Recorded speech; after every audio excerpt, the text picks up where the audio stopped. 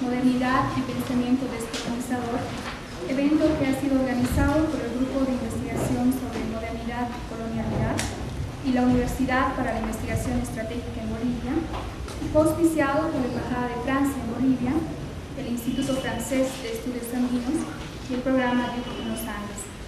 Vamos a comenzar este evento con un pequeño acto de inauguración que va a estar a cargo de la señora Ana Sanemón, consejera de Cultura de la Embajada de Francia, el rector de la Universidad Piep, Godofredo Sandoval, y el señor Walter Ignoro del Grupo de Modernidad y Colonialidad. Vamos a invitar a la señora Ana Sanemón a que abra este acto de inauguración.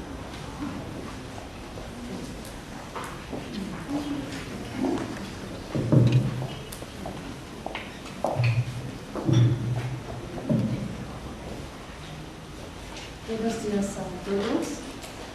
Tengo el honor, a nombre de la Cooperación Francesa en Bolivia, de inaugurar este seminario internacional Modernidad y Pensamiento Descolonizador, organizado por el PIEB, el IFEA, el IRD, todos que se han nombrado Nadia, y el programa Duke en los Andes, por supuesto, y de dar la bienvenida a este grupo selecto de analistas y pensadores quienes durante los 2 próximos días se darán a la tarea de propiciar un intercambio en estos momentos de reflexión particularmente importante para el país.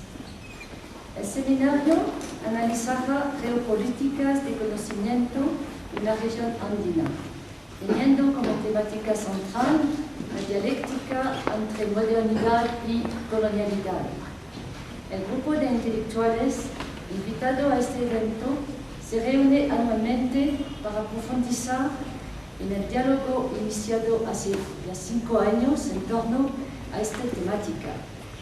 Este año han sido incorporados intelectuales bolivianos y tenemos el orgullo de acoger este encuentro en La Paz. Se parte del principio que la modernidad y la colonialidad van juntas.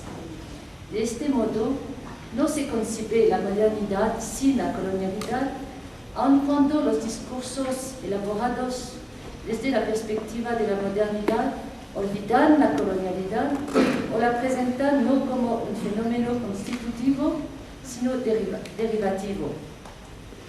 En contra de la modernidad a secas, se cree que ésta necesita de la colonialidad para instalarse, construirse y subsistir.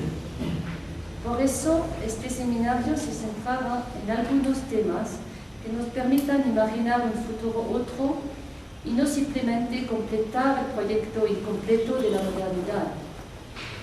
El seminario explorará los temas de la interculturalidad, de las lógicas en conflicto entre los sistemas jurídicos vigentes y las normas comunitarias, de la oposición entre los sistemas políticos liberales y los sistemas comunales. A partir de estos temas, se seguirá dialogando en torno al concepto de la modernidad-colonialidad, sin cuya comprensión será difícil pensar en el modo de integrar las diferencias y socializar el poder, evitando la fuerza militar y la violencia del Estado.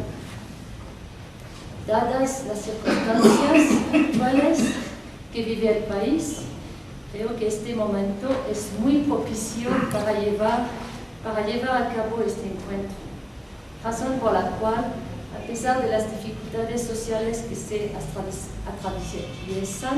atraviesan, se optó por mantenerlo.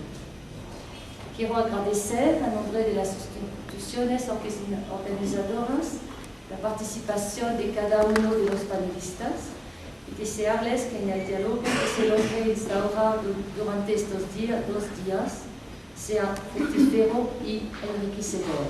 Muchas gracias.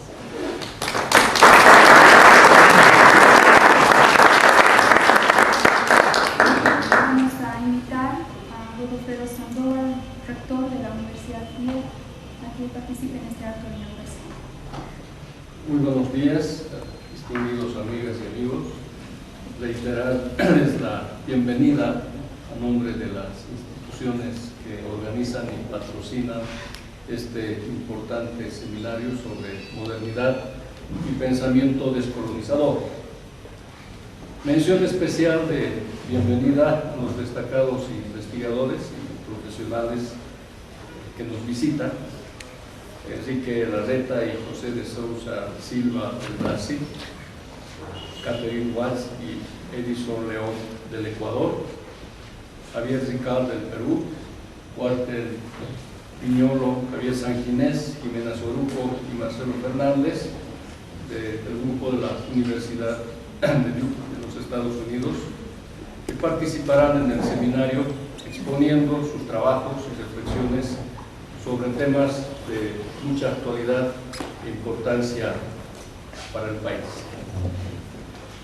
También dar la bienvenida y agradecer a nuestros amigos intelectuales, investigadores y profesionales bolivianos que de diferentes regiones van a estar presentes tanto hoy como el día de mañana, también presentándonos sus trabajos, sus reflexiones sobre el tema de modernidad y pensamiento descolonizador. En un contexto de profundos cambios sociopolíticos que atraviesan varios países de nuestro continente, la crisis de paradigmas, el debilitamiento del sistema democrático, la necesidad de entender la emergencia de nuevos actores y sus identidades y la crisis institucional y de mediación política constituyen hoy temas que nos conducen a mirar críticamente conocimientos, teorías de la modernidad, la posmodernidad y la colonialidad. Como Universidad de Posgrado para la Investigación Estratégica, PIEP, no estamos ajenos a estas preocupaciones de conocimiento, ya que tenemos el objetivo de formación de profesionales calificados que contribuyan al conocimiento y acciones de desarrollo en el país, más allá de la crítica que podamos tener al concepto de desarrollo, pues el mismo está vinculado de forma diversa a la historia de las sociedades modernas o no.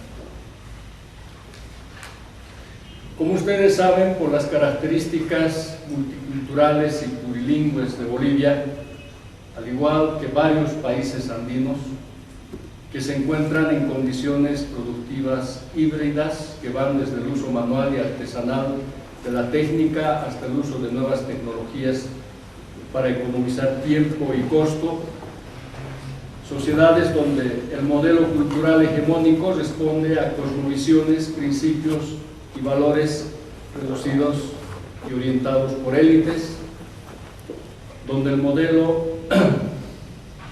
cultural tiende a predominar en su expresión política, alentando relaciones de poderes tradicionales en el sentido weberiano, reflejadas en la producción y reproducción de la política más afectiva que racional, más colonial que moderna y democrática, más gregaria e incluso sectaria que societaria, y donde la burocracia y la tecnocracia no llegaron a constituirse en ejes sólidos para soportar los vaivenes de los actores políticos. En ese contexto, el desafío de impulsar proyectos de formación universitaria innovadores y con mirada crítica a teorías establecidas no es fácil. Desde la Revolución de 1952, Bolivia no pudo avanzar significativamente en los ideales de integración nacional de las culturas y pueblos originarios, integrarlos en un Estado moderno, ni superar las estructuras sociales de profunda desigualdad, y que estos se agudizaron en el correr de los años. Los cambios impulsados a mediados de la década de los 80, otro momento fundacional del país, conjugó tres elementos en la intención de realizar cambios sustantivos en la estructura del país. En la dimensión cultural, retomó el tema pendiente de las culturas y lenguas marginadas y no excluidas en el país, con el discurso de la democratización del Estado y la inclusión de estas culturas y lenguas. En la dimensión económica, se criticó el manejo estatal de la economía nacional y se ingresó a la lógica de mercado y la privatización, cuyos drásticos efectos vivimos hoy. En el campo político, hubo intentos de institucionalización, avances interesantes en concretar algunos derechos ciudadanos y en formas de participación en la gestión de poder, sobre todo local. Sin embargo, las orientaciones y prácticas tradicionales de las élites políticas pronto llevaron a una crisis institucional y a una crisis de mediación y de liderazgo político. Estos tres elementos, económico, político y culturales, en su desempeño crearon condiciones para la apertura interna de fronteras culturales y geográficas, para la emergencia de nuevos actores con identidades no tomadas en cuenta en el modelo cultural dominante, con demandas de derechos ciudadanos negados secularmente por el poder establecido y con voluntad de participar en la gestión del poder público. Concomitante a esos procesos de reformas y cambios, como en otros países del continente, las miradas de análisis de la realidad boliviana de hace 30 años, centrados en una homogeneidad del sujeto revolucionario, el proletariado, motor del cambio, motor de la nueva sociedad frente al sistema capitalista, se vieron interpeladas por la acelerada emergencia de una diversidad de nuevos actores, de movimientos y luchas sociales que convergen por alcanzar su emancipación frente a los diversos poderes y que pusieron en la mesa del debate temas como la crisis del modelo cultural hegemónico, las identidades y conflictos culturales, los saberes locales y la colonialidad intelectual, y la diversidad de actores y sus luchas versus la diversidad de poderes no necesariamente unificados en un orden, aunque exista interrelación entre ellos. Temas presentes en este momento en el debate nacional y que desde la universidad pretendemos tratarlos con una visión política nueva, nacional e internacional, con una visión local y global, en el marco de valores del trabajo científico, es decir, de la precisión, el rigor, la coherencia y la utilidad pública de los resultados de las investigaciones. Y qué feliz coincidencia este seminario sobre modernidad y pensamiento descolonizador para compartir análisis, intercambiar ideas, debatir puntos de vista sobre estos temas con tan destacados profesionales que nos honran con su visita. Por ello, la Universidad PIEP y los coauspiciadores deseamos el mayor de los éxitos al desarrollo de cada uno de los temas y las contribuciones de cada uno de los participantes, así como las conferencias magistrales de este seminario, a disposición para orientarlos en el desarrollo de los diferentes momentos de este seminario y nuevamente desear el mayor de los éxitos a este seminario. Muchísimas gracias.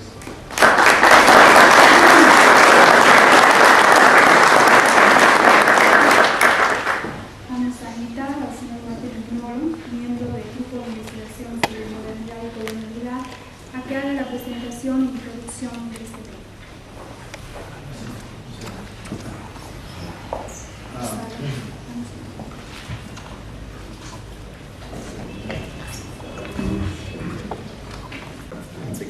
introducción sobre lo que es este grupo Modernidad y Colonialidad.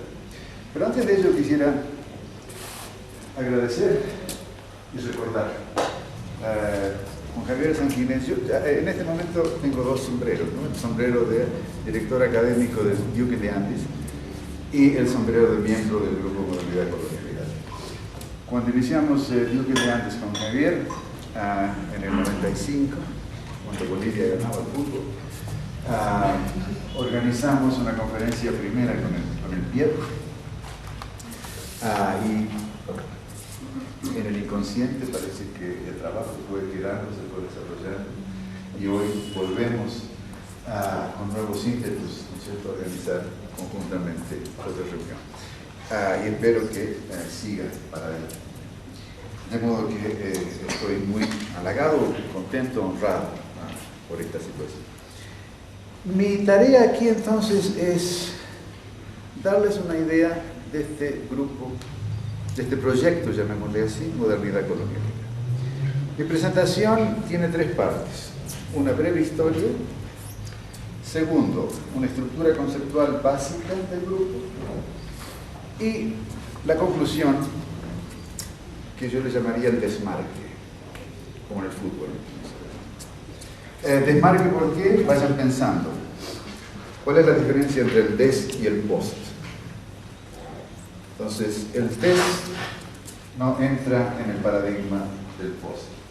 El paradigma del post, moderno o postcolonial, es un paradigma atrapado en la linealidad cronológica ascendente de la modernidad eurocentrada. El des es el pensamiento que surge allí donde esa modernidad no esperaba que surgieran pensamientos, porque esa modernidad es precisamente la que cristianizaba, civilizaba y democratizaba. Pero el pensamiento venía de ese centro de poder que es el post, que es la modernidad, que es la posmodernidad, que es la poscolonialidad, que es el postestructuralismo. Entonces, el pensamiento descolonizador es el pensamiento del desmarque, del delinking, como le llamaba Samir Amin, del desprendimiento, como le llama Quijano cuando empieza a hablar de la colonialidad. Bien, esta es mi orientación. El grupo se formó, el proyecto se formó, no es que nos reunimos un día y dijimos vamos a formar un grupo, un proyecto, no. Se formó así, de gente que estaba trabajando en problemas semejantes y que un día nos reunimos en Canadá en el 98, convocado por Edgardo Lander de Venezuela, en el Congreso Internacional de Sociología. Estaba Escobar, estaba Quijano, estaba yo, estaba Coronil, y ahí empezó a surgir un interés. ¿Por qué no nos reunimos de nuevo? Nos reunimos de nuevo en Bogotá, donde está Castro Gómez, un filósofo, y Oscar Guardiola, que estudia leyes, filosofía de la ley. Luego nos volvimos para Duke, apareció Escobar, que como ustedes saben ha trabajado sobre una crítica del desarrollo, la idea de desarrollo del tercer mundo. Y así se fue formando, fueron apareciendo luego latinos, chicanos. Conocimos a Catherine Walsh, y la Universidad Andina ahora se ha transformado en un foco muy importante a través de su trabajo. ¿Por qué? Porque el grupo del proyecto Modernidad y Colonialidad empieza a entrar en diálogo con proyectos indígenas, como por ejemplo de la Universidad Intercultural, Luis Macas, pero también con los emergentes movimientos sociales y la intelectualidad afroecuatoriana. Entonces se va creando una red conceptual. Toda esta gente manejamos un mismo vocabulario. Este vocabulario no es un texto sagrado, no es el Corán, no es la Biblia, no es Marx. Es un vocabulario que nos permite pensar, no un vocabulario que nos lleva a una misión civilizadora o colonizadora. Nos permite pensar y nos permite dialogar. En la formación de este grupo fuimos creando luego nuevos diálogos con otros proyectos. Por ejemplo, recientemente iniciamos un diálogo con el proyecto filosófico caribeño, que le llaman shifting the geography of reason. O sea, cambiar, shifting como en el auto, ¿no? Cuando uno cambia velocidad, ¿ya? Se desplaza a otra cosa. Shifting the geography of reason, es decir, cambiar la geografía de la razón. Y ese concepto de cambiar la geografía de la razón es un concepto de desmarque, es un concepto de descolonización del pensamiento. Y hemos también entrado en diálogo con Boaventura de Sousa Santos, que es una institucionalidad, una institución en sí misma, es decir, es una de las figuras primeras y ahora muy visibles del Foro Social Mundial, y además él tiene un centro de estudios sociales en la Universidad de Coimbra, donde ha ido incorporando en diálogo también estas ideas. En la Universidad de Coimbra, el proyecto de Boas Santos es una crítica a la posmodernidad desde el sur de Europa, lo que está surgiendo ahora. Es decir, en el sur de Europa empieza a aparecer una crítica hacia el pensamiento post-iluminista que ha dejado de lado, ¿no es cierto?, a Europa, a España, a Portugal y al sur de Italia. El pensamiento de Boas Santos, el proyecto de Boas Santos se define de esta manera: un proyecto que busca un paradigma de transición. ¿Qué quiere decir un paradigma de transición, Boas Santos? Quiere decir un paradigma que cuestiona radicalmente no solamente la estructura, pero la función del conocimiento en la modernidad. El paradigma de transición se define como un conocimiento prudente para una vida decente. Piensen ustedes en esto, pero ya no es un conocimiento para encontrar la verdad, para progresar en el conocimiento, para enriquecer nuestro currículum personal, sino que es un conocimiento prudente para una vida decente, para una vida justa, equitable, como se dice en inglés.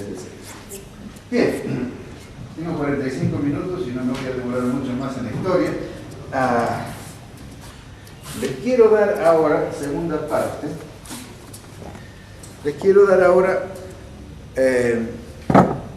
un resumen mínimo de los conceptos que estamos usando. Yo soy un miembro del grupo, esta no es mi visión oficial, esta es mi versión. Otro miembro del grupo daría una versión distinta, pero de alguna manera todos nos conectamos a través de una estructura conceptual básica.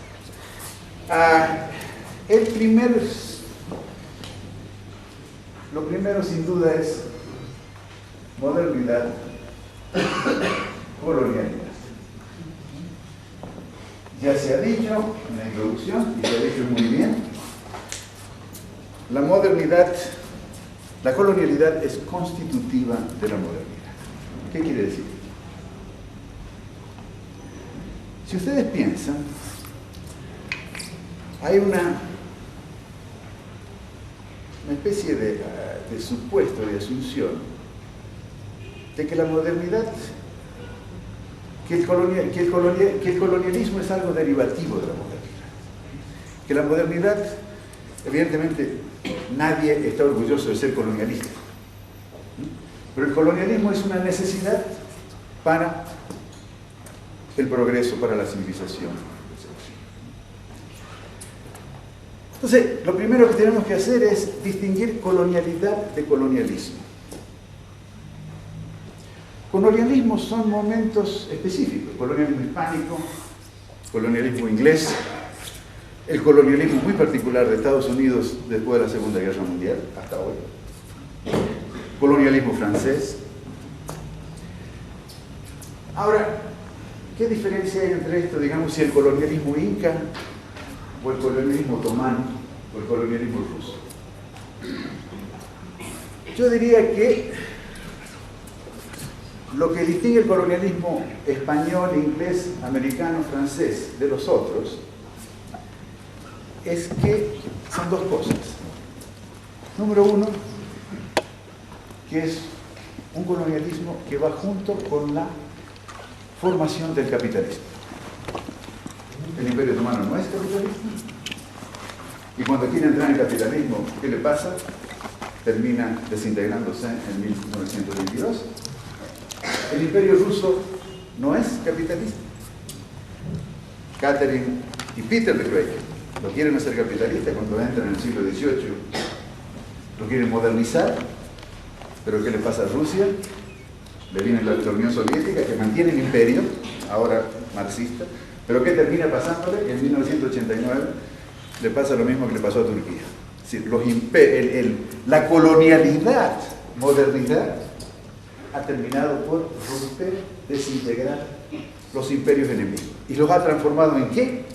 En Estados-nación. Entonces, el Estado-nación es un instrumento de colonialidad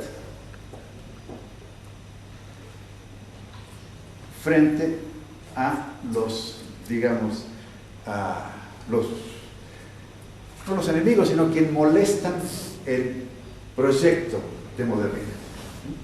Si el Estado-nación se convierte en un instrumento fundamental de los imperios cristianos capitalistas occidentales. Y es la modernidad, colonialidad, define eso. La colonialidad se distingue también del colonialismo, porque China no fue colonizada, ¿no? Japón no fue colonizado,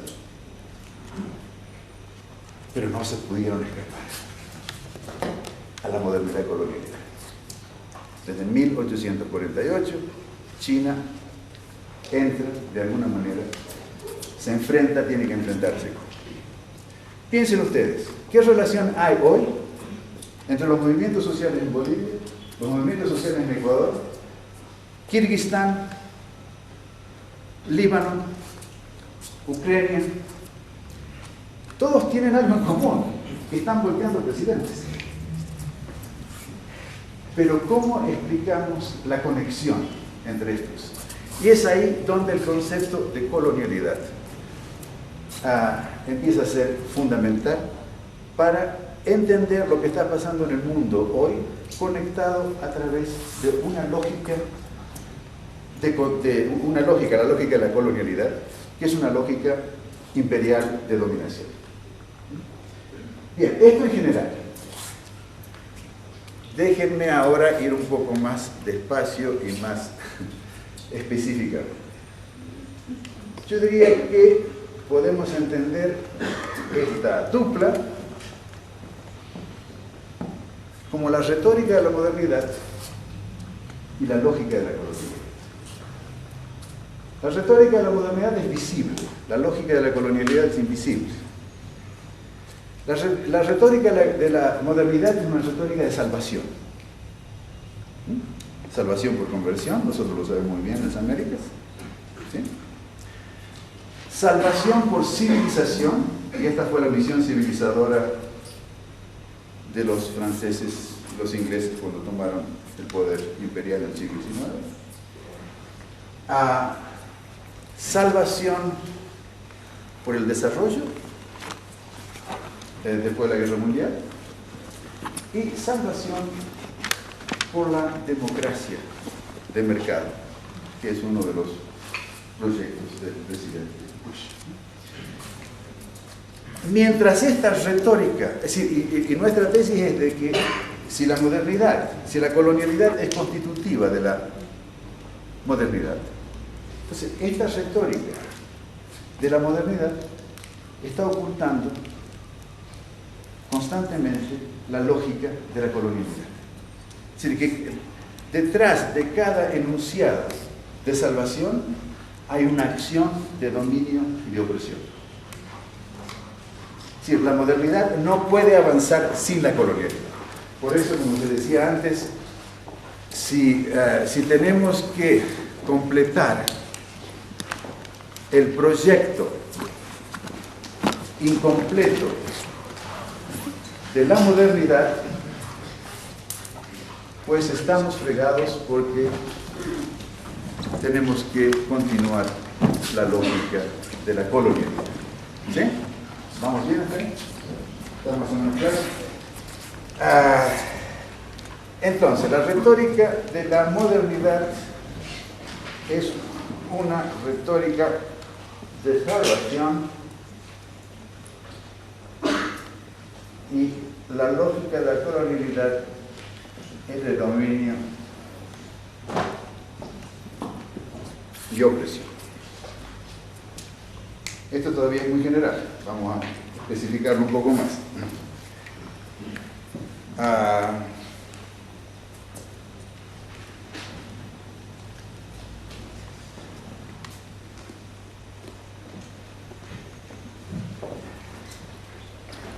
La lógica de la colonialidad la podemos visualizar, describir como una matriz colonial de poder. Esa matriz colonial de poder se va formando. ¿Dónde y cuándo? Se va formando cuando en la economía global el Atlántico, como centro que aglutina norte de África, digamos, Bagdad, y sur de Europa, Venecia, Génova, Florencia. Y ahí están los banqueros genoveses, ¿cierto?, prestándole dinero a Carlos V.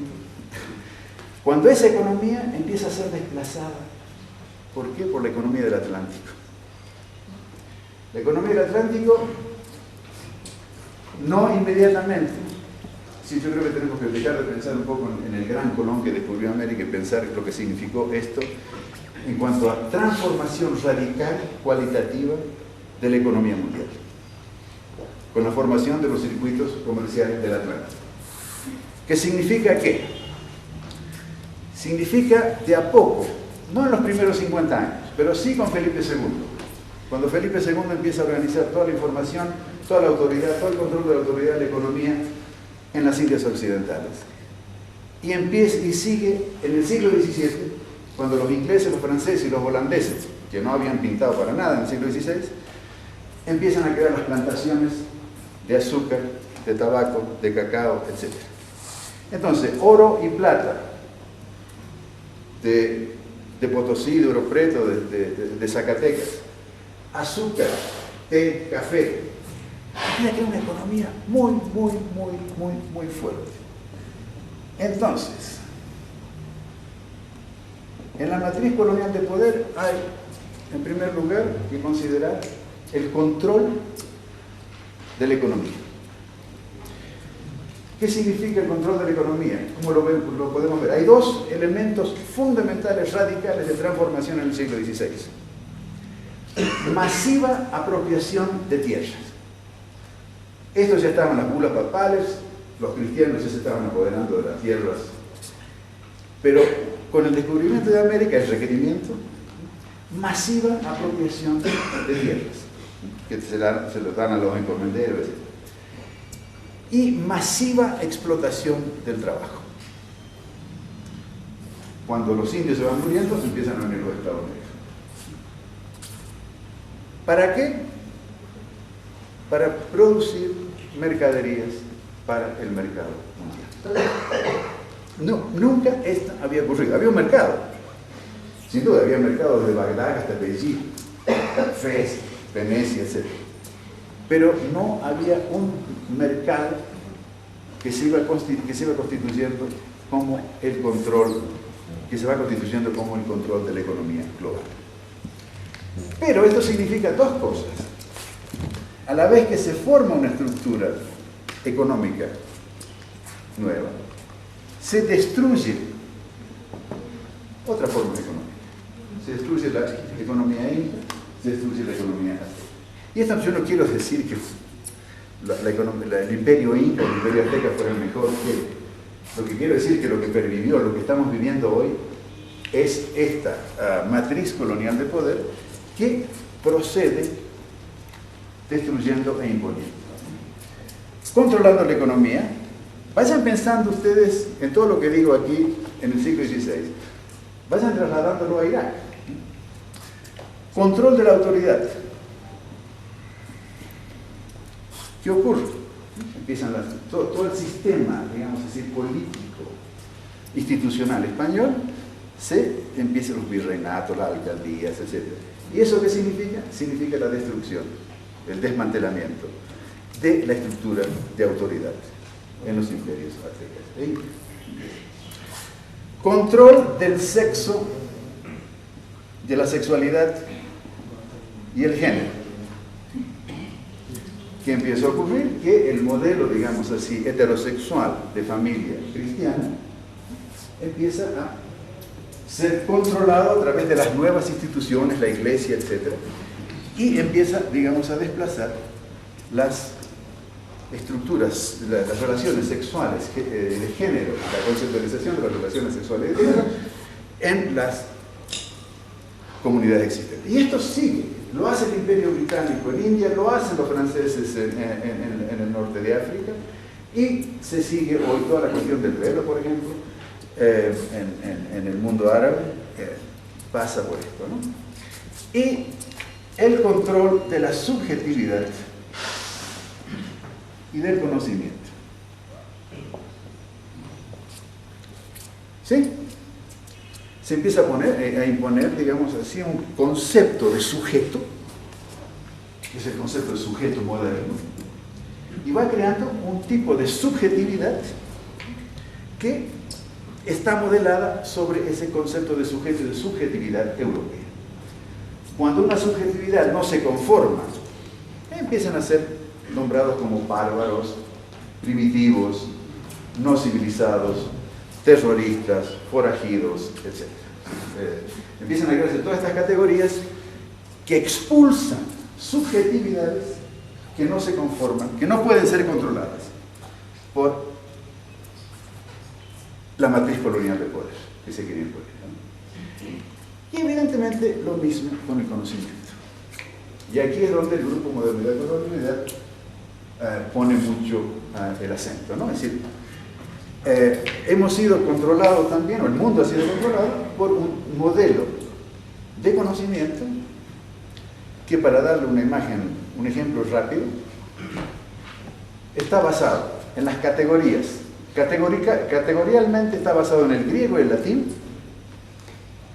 y está traducido y ampliado, expandido por las 6 lenguas imperiales de la modernidad.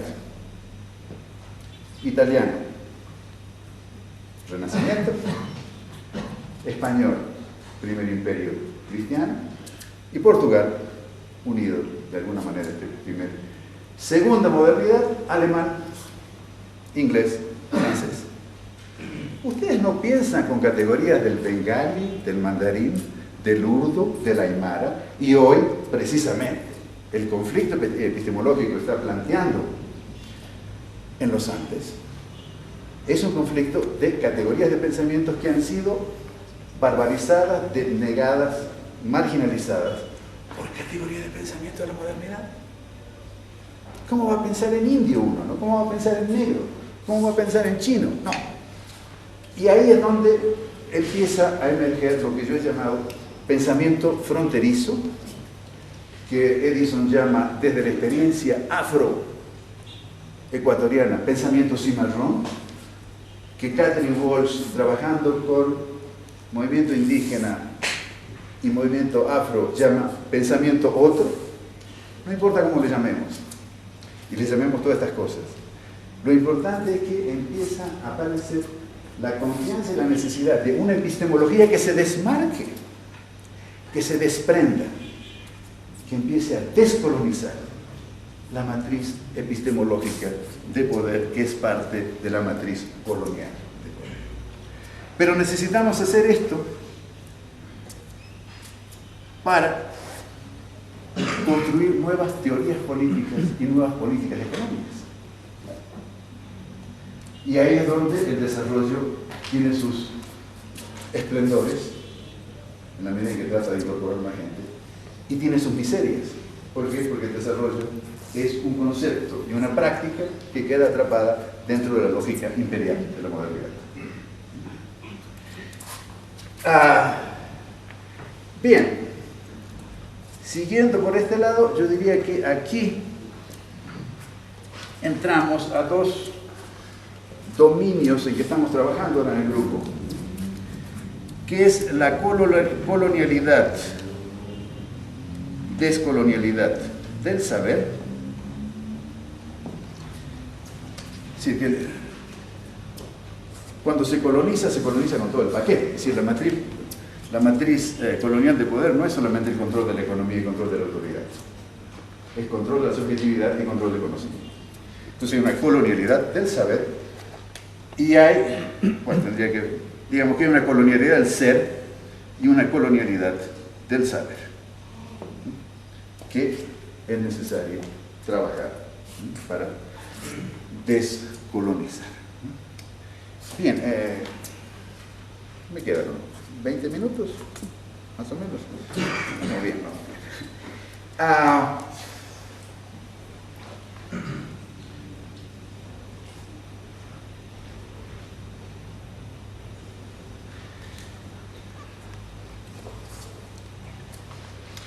Déjenme decir dos cosas más sobre esto antes de pasar a un punto siguiente. En esta estructura, digamos, en cada uno de estos dominios, ¿cierto?, hay siempre la imposición de un modelo y el desplazamiento de otro. Yo solo digo un ejemplo de las lenguas, pero evidentemente la cosmología andina es desplazada, anulada, relegada por la imposición de la cosmología cristiana y luego la cosmología secular de Kant, Hegel, de Marx. Entonces se impone, es decir, el marxismo es el paquete de la modernidad. Es decir, ha contribuye con elementos importantes, pero no debemos perder de vista esto. Entonces, en la matriz colonial del poder, dos conceptos son fundamentales para mí. Uno es la diferencia colonial y otro es la diferencia imperial. ¿Qué quiere decir esto? Primero que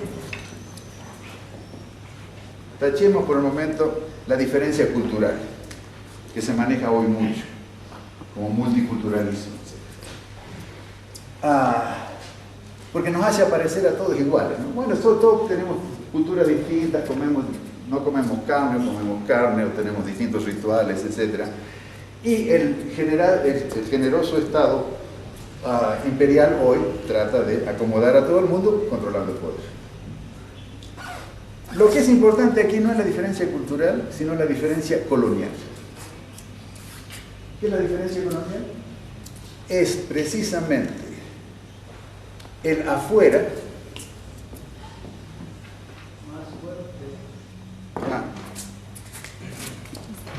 es el afuera, perdón, es el afuera que construye la retórica de la modernidad.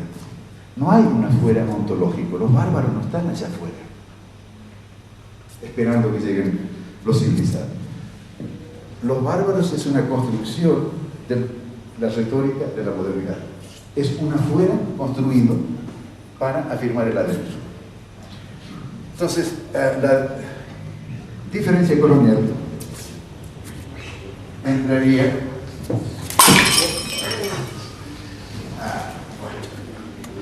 la diferencia colonial, no se pueden manejar tantas cosas al mismo tiempo.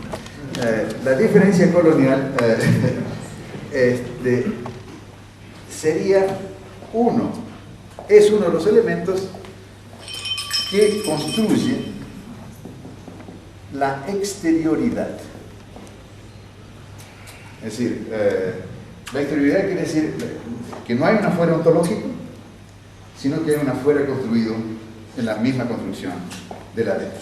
O sea, que la construcción del otro en la afirmación y construcción de la mismidad. Y lo mismo ocurre con la diferencia imperial. ¿Y por qué la diferencia imperial? Bueno, pero antes de pasar a la diferencia, ¿cuál es la base dicha y no dicha de la diferencia colonial? Es el racismo. Esto parece una película de Woody Allen.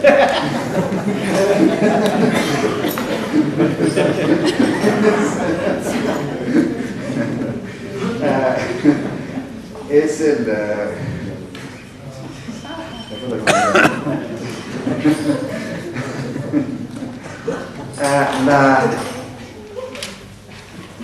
el fundamento filosófico de la diferencia colonial es el racismo. ¿Qué quiero decir con el racismo? No se confundan ustedes, no se dejen llevar por la retórica de la modernidad y creer que el racismo es una cuestión de piel. No, el racismo no es una cuestión de piel. La piel es una justificación del racismo, como es la sangre, la pureza de sangre, o como es la religión, o como es el nacionalismo, o como son las lenguas. Sí, el árabe, ¿no es cierto?, no es una lengua hoy considerada. Es decir, el racismo consiste en la denegación de la humanidad de ciertos sectores de la población del planeta. La piel, la sangre, son excusas. Entonces, la diferencia colonial es el discurso que construye la otredad como inferioridad, como incapacidad, como incompetencia, que hay que, evidentemente, llevar al grado de civilización.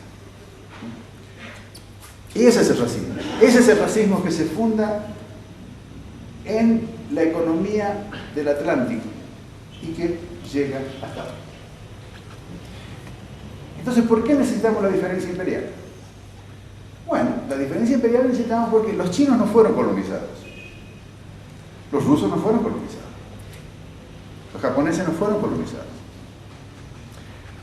No obstante, ninguno de esta población pertenece al club. No son miembros del club. ¿Qué se dijo cuando Japón ascendió después de la victoria con Meiji Restoration, después de la victoria china en 1895? Y empezó a ser un imperio, fue un imperio amarillo, no un imperio blanco, católico protestante. Y los rusos son blancos los rusos, jamás la tienen, pero son ortodoxos. O sea que es un imperio eslavo que, como bien lo marcó Huntington, trazó la línea, ¿no es cierto?, la línea del conflicto de civilizaciones, dividiendo por un lado Islam y cristianismo ortodoxo y por el otro lado cristianismo occidental. Entonces necesitamos la diferencia imperial para ver cómo la colonialidad, la matriz colonial del poder, opera hoy planetariamente. Pero la matriz colonial, la diferencia imperial, está también teñida y modelada por la diferencia colonial. ¿Por qué? Por el racismo. Por el racismo que justifica la diferencia entre los imperios occidentales o el capitalismo occidental y el poder económico de Asia o la situación de Rusia en toda su historia, desde Iván el Terrible en 1555 hasta ahora. Bien. ¿Vamos bien? ¿No están cansados todavía? Vamos a ir terminando.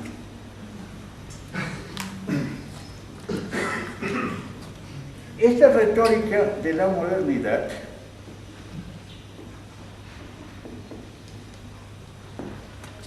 está fundada sobre la epistemología del punto cero,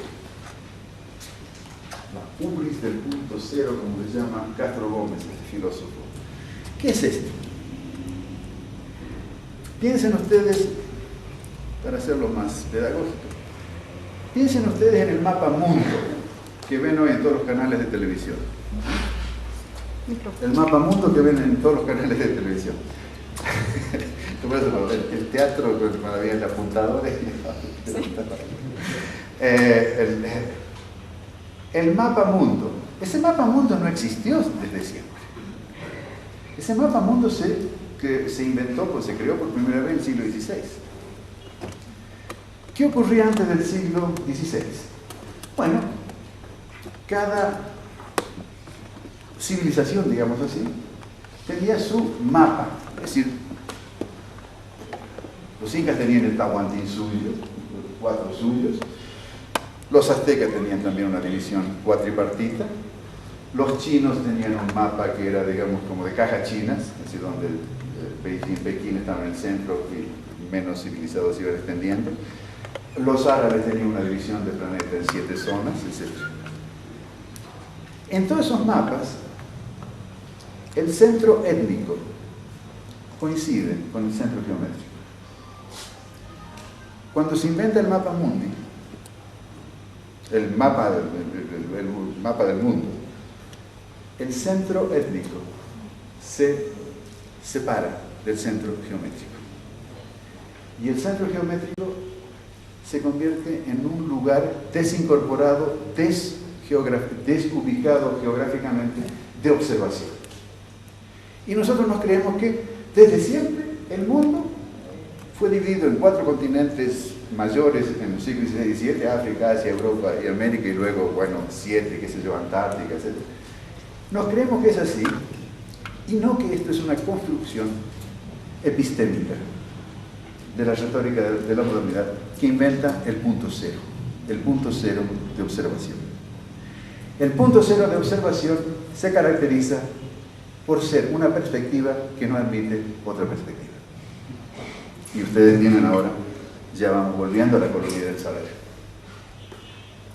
Fuera de la cartografía, ¿cuál es el punto cero epistémico? La teología.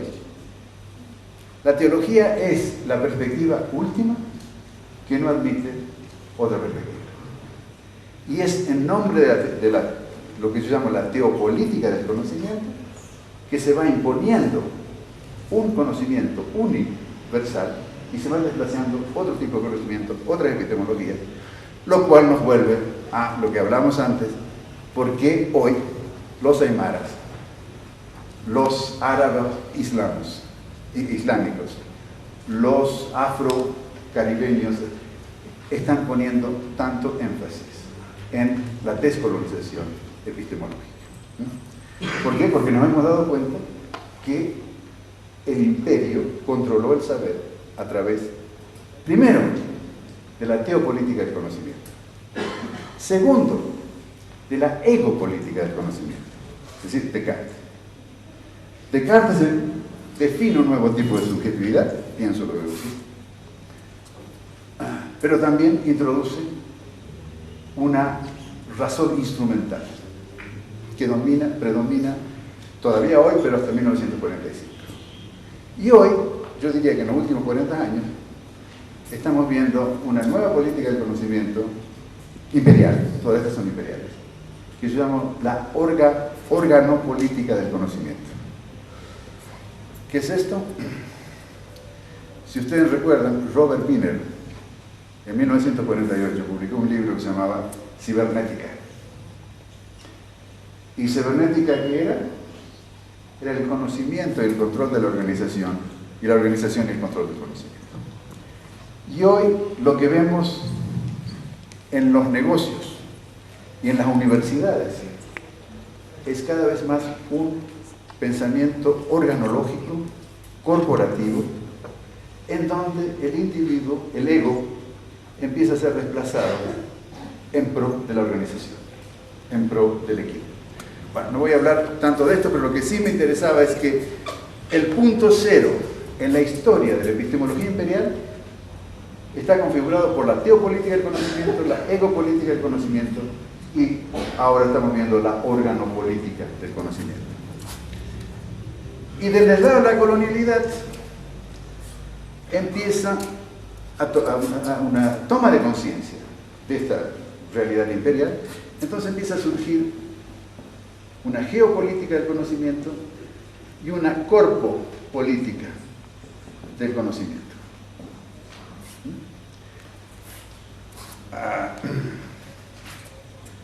¿Qué quiere decir esto? No es que el conocimiento esté determinado geográfica o históricamente. Que empieza a aparecer un tipo de epistemología afincada sobre una historia local que es, en los últimos 500 años, es una historia imperial colonial. Es una historia en donde la matriz colonial del poder se fue imponiendo y fue relegando. Entonces, ahora es una especie de vuelta, no de post, pero de des, es decir, de descolonización.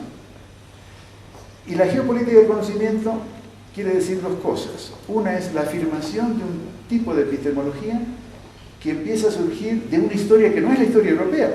Digamos, la historia europea tiene su derecho a hacer su epistemología, eso no es, pero no tiene ningún derecho a imponer esa epistemología como válida para todo el mundo. Entonces ahora están surgiendo epistemologías geohistóricamente, es decir, surgen de esa perspectiva. Tomen lo que llamamos América Latina, que tenemos que repensar. Toda la cuestión de la modernidad-colonialidad surge ¿de qué? De una experiencia colonial de los criollos mestizos inmigrantes. Yo soy italiano. Dussel es descendiente alemán. Quijano es mestizo. Castro Gómez es mestizo. Es decir, surge un pensamiento geohistóricamente marcado en la colonialidad por esa historia. Es decir, cómo los criollos mestizos inmigrantes disidentes empiezan a pensar críticamente esa historia. Pero lo mismo están haciendo ahora los indígenas y los afros. Entonces ya América Latina no tiene una historia, tiene varias, al menos tiene 3 tipos de historia. Y de esos 3 tipos de historias van surgiendo proyectos políticos, epistémicos, políticos, de descolonización epistémica y de descolonización política. Ahora, ustedes ven cómo la geopolítica del conocimiento está mezclada con la corpopolítica del conocimiento. Perdón, me olvidé decir una cosa. La geopolítica del conocimiento, por un lado, es afirmación, pero por otro lado también es develamiento. Es develamiento de lo que la epistemología moderna, donde están todas las ciencias sociales, ocultó. Como que las ciencias sociales y la epistemología moderna fueron un conocimiento no ubicado en ninguna parte, deshistorizado, desgeografizado y desincorporado. Entonces, las 2 preguntas que son aquí fundamentales son las siguientes. ¿Qué relación hay entre identidad, considerada en la distribución racial del mundo moderno, y epistemología? ¿Y qué relación hay, como dice un filósofo italiano de Bari, del sur de Italia, qué relación hay, Bari, fíjense, piensen dónde está Bari, qué relación hay entre el mar y la epistemología? Y bueno, después viene toda una crítica de Heidegger y todo el espíritu de la tierra que está metido en Heidegger y toda la geopolítica de Heidegger, en la medida en que para Heidegger Alemania era el centro de Europa y Europa era el centro del mundo. Es decir, que crea todo un pensamiento, una metafísica que está afincada sobre una historia local, sobre una territorialidad, pero que se presenta como universal. Entonces la geo y la corpopolítica del conocimiento empiezan a gestarse, número 1 como afirmación, por otro lado como develamiento de lo que ocultó la retórica de la modernidad, y por lo tanto el proyecto descolonizador pasa por la geopolítica del conocimiento y por la corpopolítica del conocimiento, y que es de nuevo una crítica, un develamiento de la imperialidad del punto cero, que de nuevo ha dominado las humanidades y las ciencias sociales y las ciencias naturales desde Galileo, Descartes hasta la fecha. Bien, estamos en tiempo ya, ¿no? Vamos concluyendo entonces. Bueno, hay mucho que decir, pero la interculturalidad. La otra cosa que quiero decir rápidamente antes de las 3 palabras finales es cómo pensar los derechos humanos a partir de esto. Yo creo que tenemos que empezar a pensar no tanto en cuestiones de derechos, sino en cuestiones de dignidad humana. ¿Qué es lo que hay una anécdota que una joven tojolabal le preguntan 4 o 5 meses después del levantamiento zapatista: ¿qué piensa usted de los zapatistas? Y la joven dice, en un mercado: los zapatistas nos devolvieron la dignidad. Pues ¿quién se la había quitado? Entonces la cuestión es, el concepto de derechos humanos es un concepto imperial, que como el concepto de desarrollo está bien, en este momento, en el mundo en que vivimos, mejor tener derechos humanos que no tener. Mejor tener Human Rights Watch, que no te dan. Pero también sabemos que los derechos humanos pueden ser utilizados como lo usa el presidente Bush. Yo creo que hay que pensar esto, repensar esto desde el concepto de dignidad humana, que fue evidentemente rebajado, quitado por la matriz imperial de poder a través del racismo. El racismo es una especie de desaculturación, como diría Fernando Ruiz. Bien, aquí voy a terminar, y voy a terminar por donde empecé. ¿Cuál es la diferencia entre los des y los pos? Los pos, como dije al principio, pero ahora lo repito porque ustedes tienen ya unos ejemplos. Los pos es una epistemología de la novedad, que es toda la cuestión de la modernidad. La modernidad está armada, montada sobre la novedad. El nuevo celular, el nuevo Toyota, la nueva teoría. Entonces usted no piensa en pensar para resolver problemas humanos, sino piensa en pensar cómo se piensa y tener una nueva teoría como se tiene un nuevo celular o un nuevo par de zapatos. En ese sentido es importante tener en cuenta que la descolonización es un pensamiento de desmarque. Es un pensamiento que no entra, que confronta a la modernidad, a la posmodernidad, incluso a la poscolonialidad.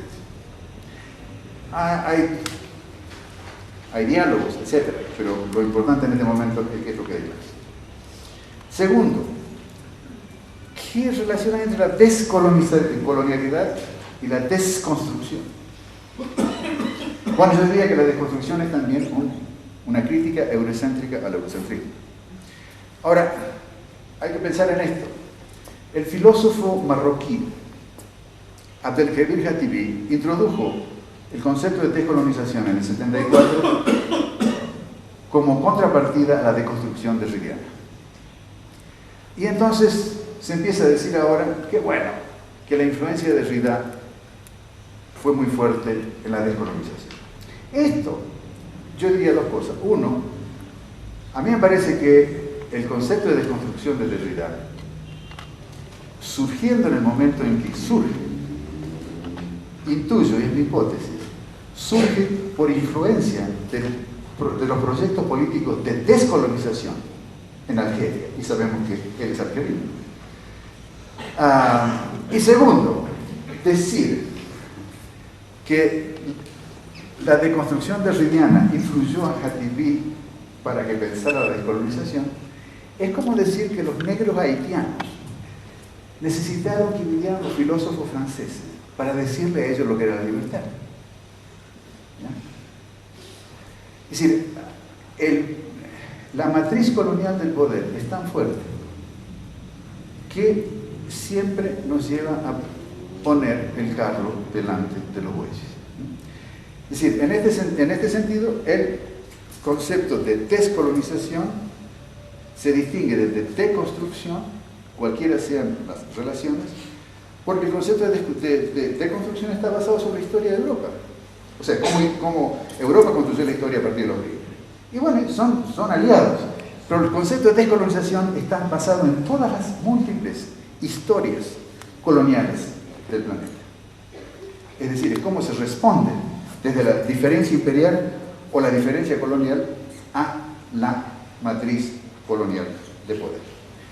Y una tercera cosa que quiero decir, este pensamiento de la descolonización es un pensamiento anti-habermasiano.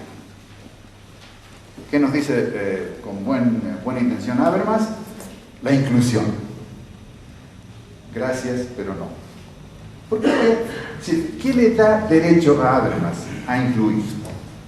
Bueno, si ustedes quieren, la invitación está ahí, ustedes pueden incluirse. Pero el pensamiento de la descolonización es un pensamiento del desmarque y es un pensamiento de construcción de nuevos modelos de vida, de subjetividad, de conocimiento. Y luego podemos hablar con el señor Habermas e influir, invitar a los alemanes que se incluyen en este mundo que se están construyendo en otras partes. Y esta es la cuestión de la modernidad y el pensamiento descolonial, tal como lo estamos viendo en este grupo de trabajo. Muchísimas gracias.